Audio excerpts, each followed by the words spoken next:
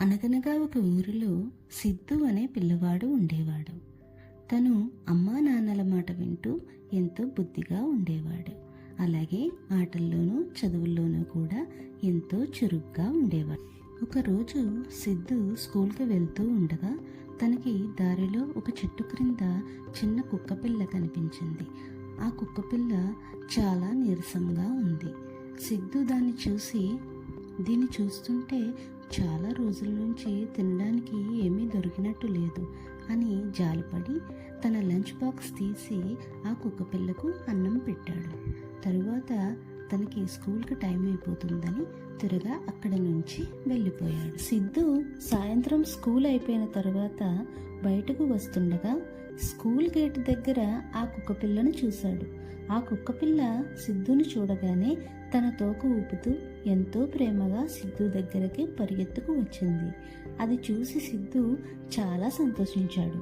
నువ్వు నన్ను గుర్తుపట్టావా అంటూ దాన్ని ప్రేమగా దగ్గరకు తీసుకొని తన స్నేహితులు అందరూ కొంచెం సేపు ఆ కుక్కపిల్లతో ఆడుకున్నారు. తరువాత అందరూ తమ ఇంటికి వెళ్ళిపోయారు. అయితే ఆ కుక్కపిల్ల మాత్రం సిద్ధు వెనకాలే వస్తుంది. అది చూసి సిద్ధు, నువ్వు ఎందుకు నా వెంట వస్తున్నావు? నిన్ను నాతో చూసింది అంటే మా అమ్మ చాలా కోపడుతుంది. అసలే మా అమ్మకు కుక్కపిల్లలు అంటే అస్సలు నచ్చదు.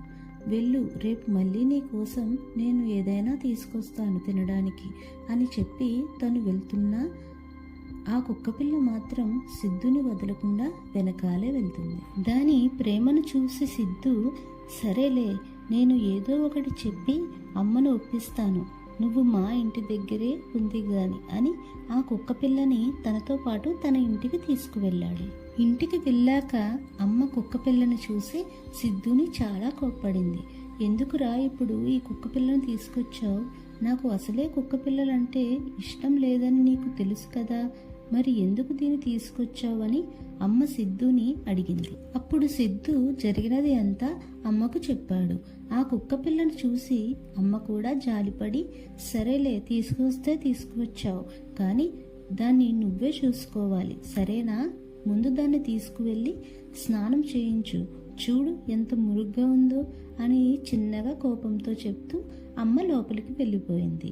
అమ్మ ఒప్పుకున్నందుకు సిద్ధు చాలా ఆనందంగా ఫీల్ అయ్యాడు. పిల్లకి స్నానం చేయించిన తరువాత దాన్ని మంచిగా రెడీ చేసి అమ్మ దగ్గరకు తీసుకువెళ్ళాడు. అప్పుడు అమ్మ, ఇంతకీ దీనికి ఏం పేరు పెట్టావురా అని అడిగింది. అప్పుడు సిద్ధు, దీని పేరు రాకీ అమ్మ అని చెప్పాడు. మొదట్లో అమ్మకు రాకీ అంటే ఇష్టం లేకపోయినా అది చూపించే ప్రేమను చూసి అమ్మ కూడా దాన్ని ఇష్టపడడం మొదలుపెట్టింది.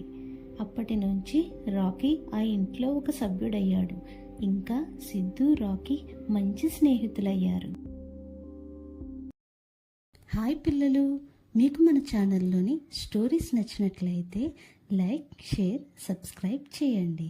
మరియు పక్కనున్న బెల్ ఐకాన్ని క్లిక్ చేయండి. Thank you.